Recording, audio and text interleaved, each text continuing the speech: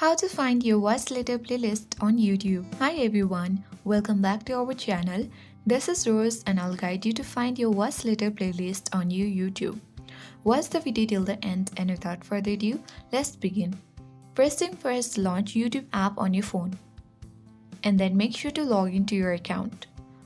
First thing first, add a video to your playlist by holding down on any particular video, or simply you can.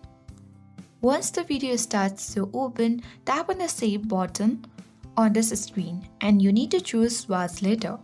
If the Watch Later playlist isn't available, you can tap New Playlist and give a name to the new playlist as Watch Later and tap on it, and once it is done, tap on tick mark at bottom left corner and you will add video to the Watch Later playlist. The second way is simply from the screen only you can tap the three dots and tap on Save to Watch Later. To find it, tap on Your button at bottom right corner. From your profile feed, you need to scroll down, look for a playlist and tap on View All.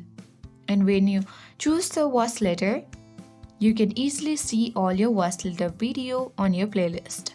And that's all for today. I hope this guide was helpful. If it was, then do like, share, comment and don't forget to subscribe. Thank you.